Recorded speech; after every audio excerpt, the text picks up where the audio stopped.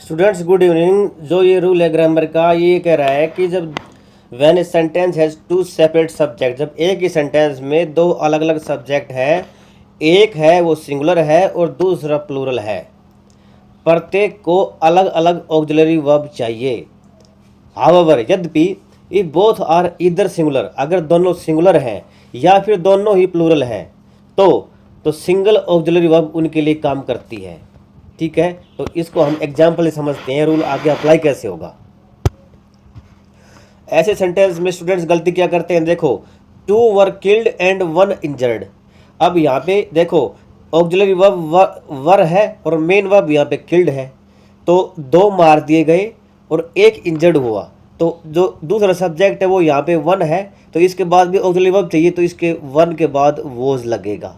क्यों? क्योंकि इधर भी तो पास्ट है, तो इधर भी पास्ट वाली ऑक्सिलरी वर्ब लगेगी, क्योंकि यहाँ पे 2 क्लास हैं, उनको एंड से जोड़ा गया है, ये कोऑर्डिनेटिंग कंजंक्शन काम कर रहा है। इसी तरह 1 वॉज किल्ड एंड 2 इंजर्ड। अब यहाँ पे 1 के लिए एक ऑक्सिलरी वर्ब वॉज आ गई, ये पैसिव है, पास्ट का पैसिव है, तो इधर भी पैसिव है पास्ट का एंड के बाद।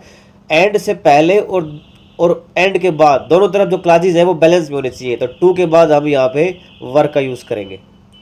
ही हैज़ एंड, तो एंड के बाद he has and will help the poor, तो यहाँ पे हेल्प दोनों के लिए मेन वर्ब है, तो विल के बाद तो फर्स्ट फॉर्म आ गई, लेकिन यहाँ पे हैज़ के बाद थर्ड फॉर्म आनी चाहिए, यहाँ पे हेल्प आएगा, हेल्प आएगा। हालांकि हेल्प नहीं बोलेंगे, इसको हेल्प ही बोलेंगे, HELPED यूज होगा यहाँ पे हैज़ के बाद।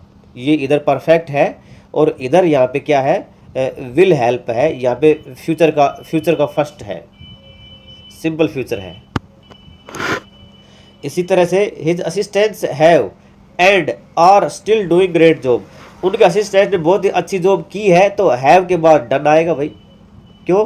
क्योंकि दोनों की मेन वर्ब डू है, तो इधर आर के बाद डूइंग आ गया, प्रेजेंट कंटिन्यूस है, और इधर एंड से पहले जो ये ऑक्सिलरी वर्ब आई है, इससे पहले भी तो इसकी मेन वर्ब चाहिए, तो हैव के बाद तो डूइंग नहीं लगा सकते, हैव के बाद डन ही लगानी पड़ेगी। तो इस तरह से हम ये पैरेललिज्म लेके चलेंगे, इसको पैरेललिज्म बोलते हैं। थैंक्स।